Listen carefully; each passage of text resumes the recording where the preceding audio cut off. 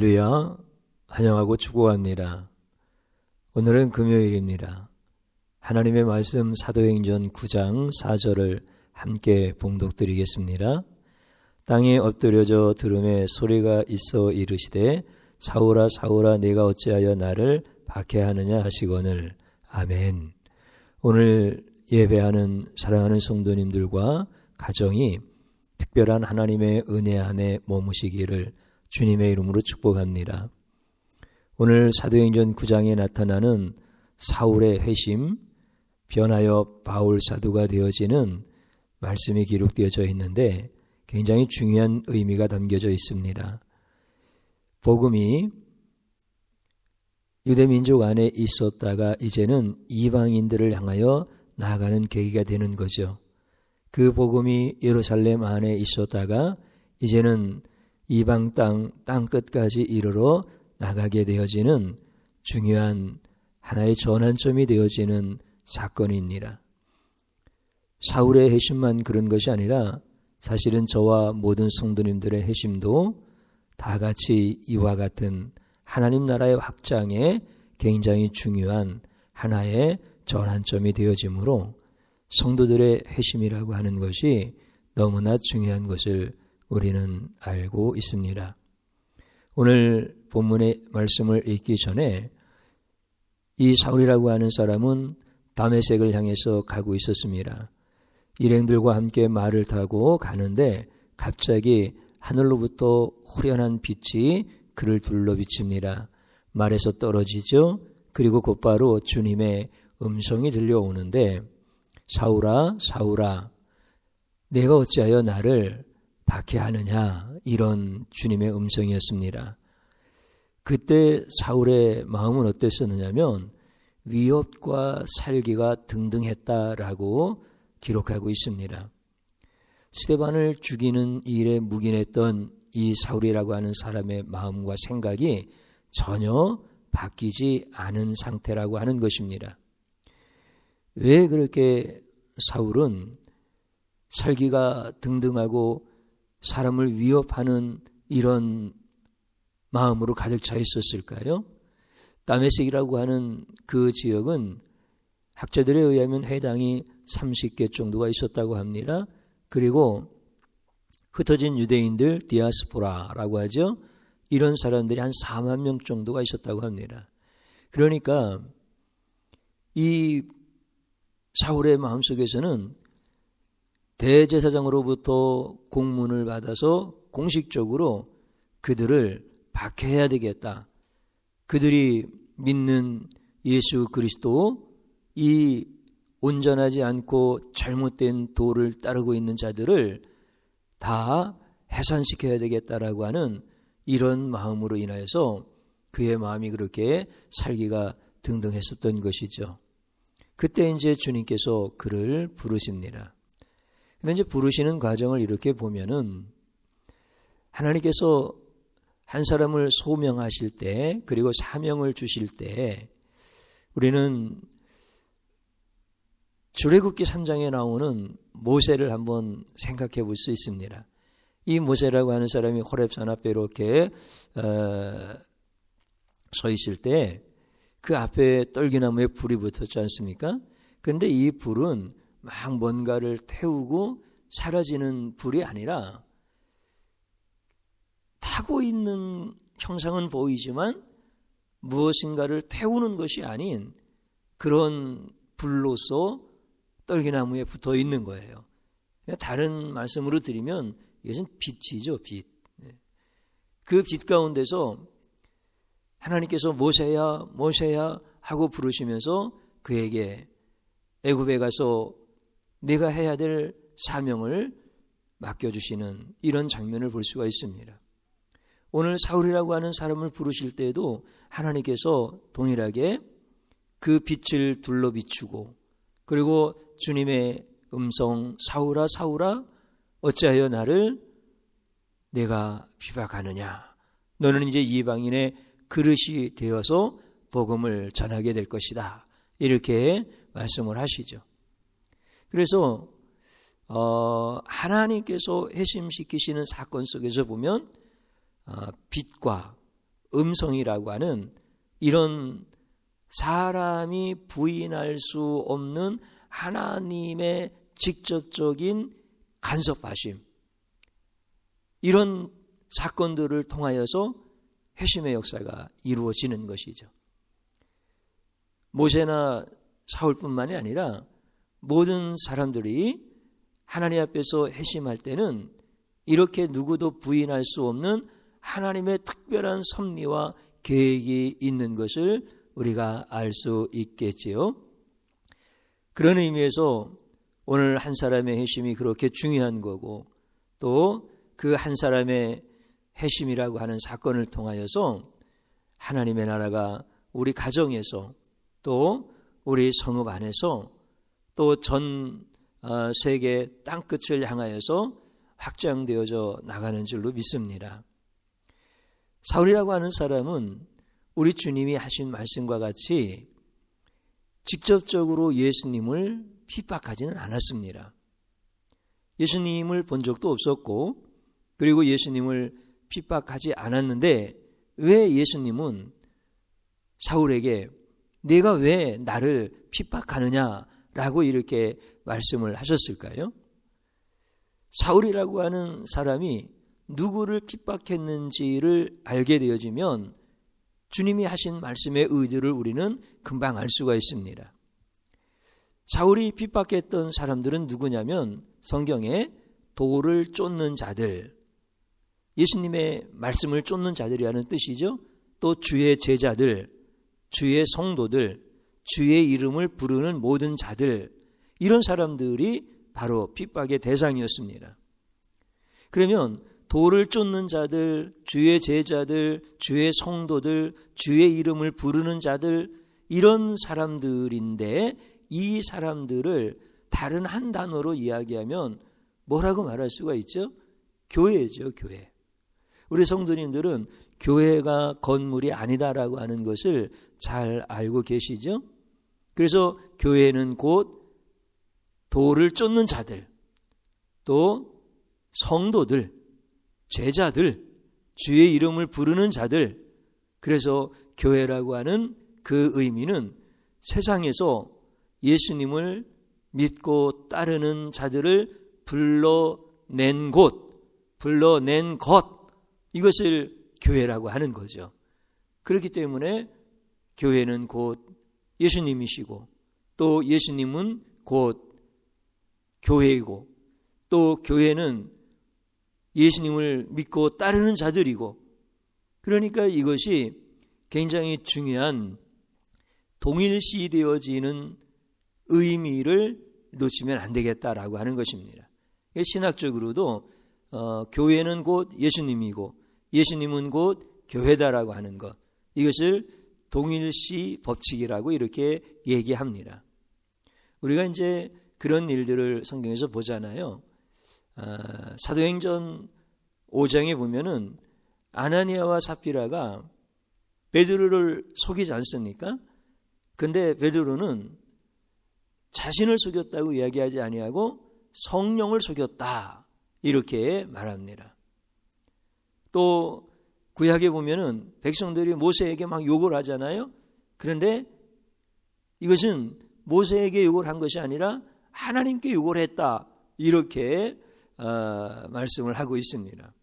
그러면 베드로와 성령이 같은 존재냐? 이건 결코 아니죠. 모세와 하나님이 같은 존재냐? 이것은 결코 아니죠. 그렇게 하면은 이거는 잘못되어진 해석이 되어지는 거죠. 그래서 간혹 이렇게 권위주의적 이런 사고를 가지고 주의 종에게 욕하면 하나님께 욕하는 거야, 주의 종은 하나님과 같아, 뭐 이렇게 오해할 만한 이야기를 하면은 이건 큰일 날 수도 있는 것이죠. 그러나 분명한 것은 성경에서 그렇게 말씀하실 때 동일시의 법칙이라고 하는 이 개념을 우리가 꼭 이해하여야만 하나님의 말씀인 성경이 잘 풀어질 수 있다라고 하는 것입니다.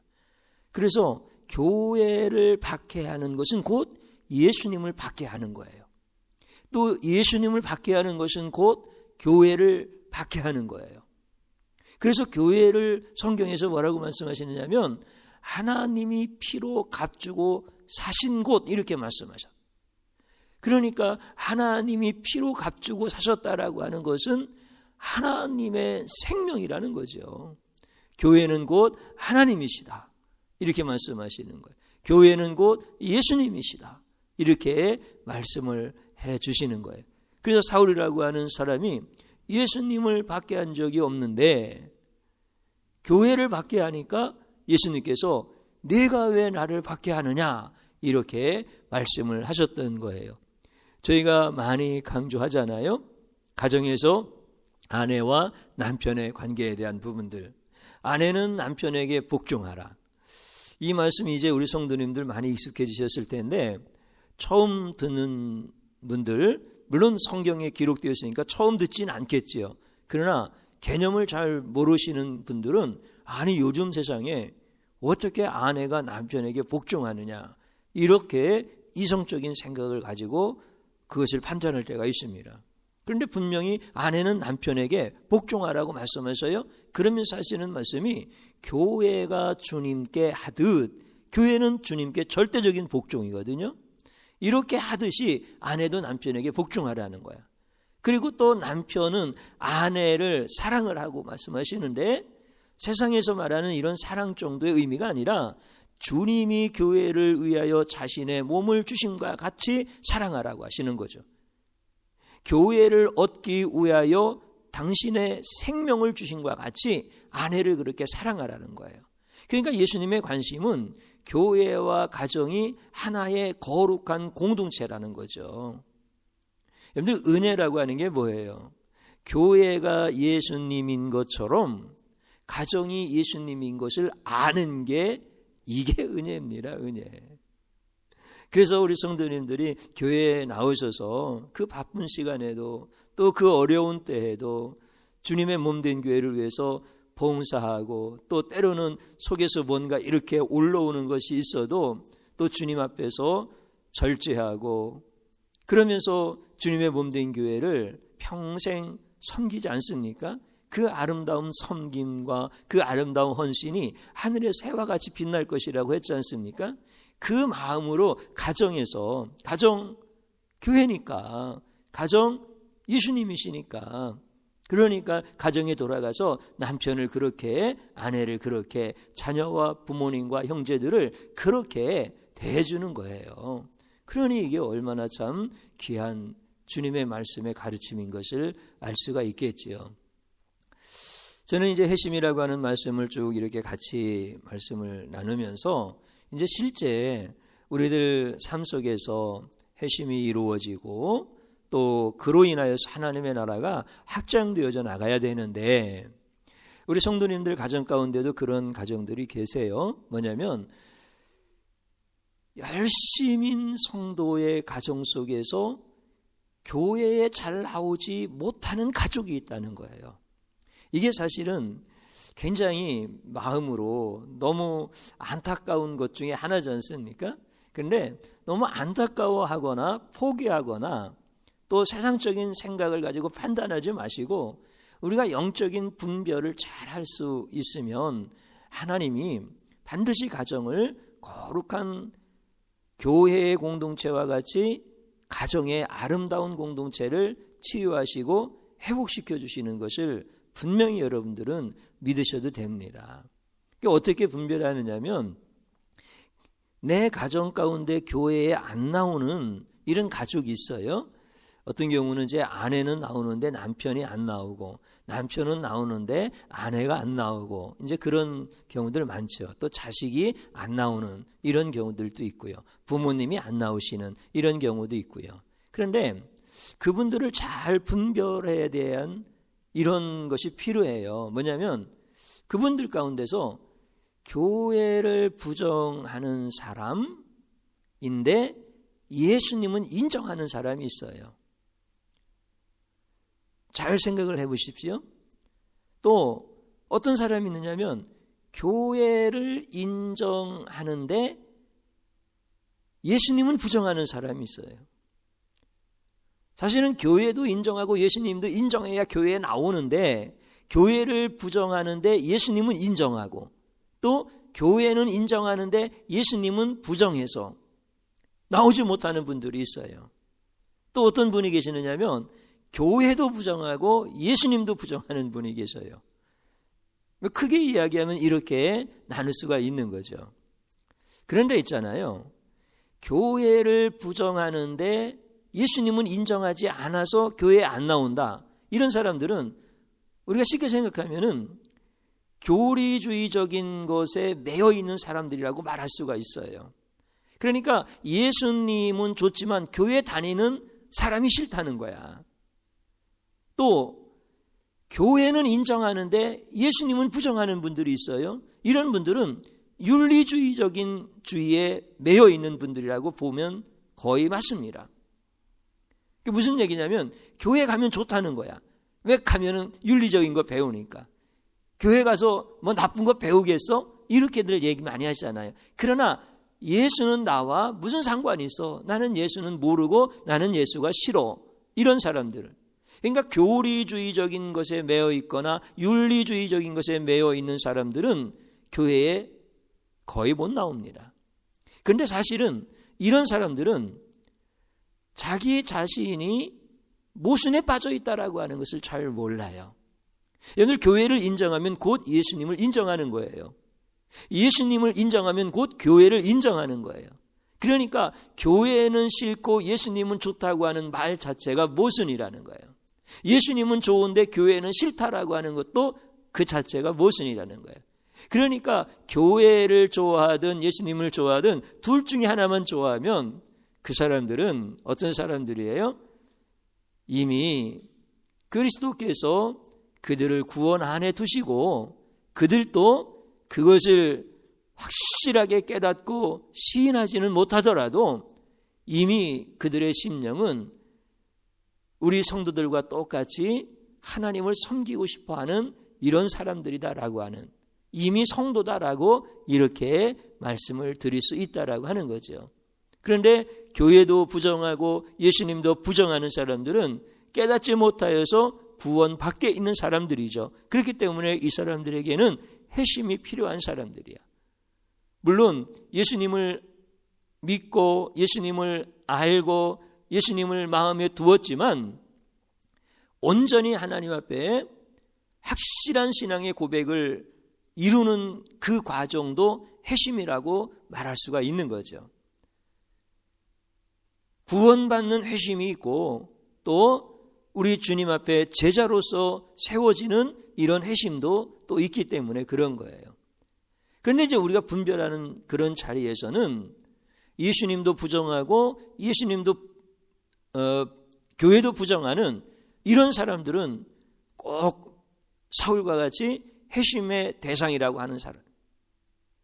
그러나 이제 우리가 예수님을 인정하고 교회는 부정한다 할지라도 또 교회는 인정하고 예수님은 몰라서 부정한다 하더라도 이 사람들은 사실은 구원받기 위한 회심이 필요한 자들이 아니라 이 사람들은 이미 성도이기 때문에 우리가 그들을 섬겨줌으로 인하여서 새로운 회심의 변화를 경험하여서 주님 앞에서 신앙생활 잘하는 사람들로 세워줄 수 있도록 도와주는 거죠. 제가 말씀을 전하다가 선한 것이 무엇이냐라고 하는 것 말씀드렸었지요. 왜냐하면 우리는 선한 것에서는 지혜롭고 악한 것에서는 밀어내야 되기 때문에 그래요. 그래서 그 선한 것이라고 하는 건 뭐예요? 하나님께는 순종하는 거고 성도에게는 섬기는 거고 불신자에게는 전도하는 거예요. 오늘 우리가 이 사울이라고 하는 사람의 회심을 보면서 우리 가운데 진정한 회심이 일어나고 가정 가운데서 회심이 일어날 수 있도록 우리가 하나님 앞에서 이 시간 기도했으면 좋겠습니다. 하나님은 반드시 그 놀라운 은혜의 역사들 이것을 우리와 우리 가정에게 반드시 주십니다. 그 회심의 역사가 일어나기 시작할 때 하나님은 하나님의 나라를 우리와 우리의 가정들을 통해서 확장시켜 나가는 것입니다. 이 시간 주님 한번 부르고 기도하는 자리로 들어가겠습니다.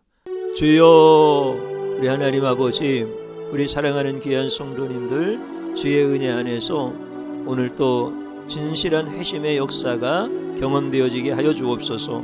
내 가족 가운데 예수님을 모르는 자가 있으면 전도하게 하옵소서.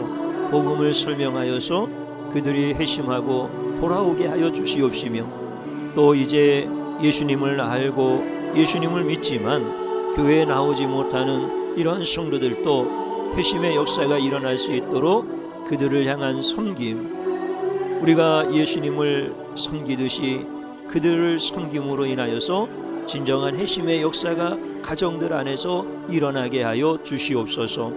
우리 하나님께서 친히 우리 가정 가운데 오셔서 역사하심으로 누구도 부인하고 부정할 수 없는 놀라운 축복의 가정들 되게 하여 주옵소서. 예수님 이름으로 기도드리옵나이다. 아멘.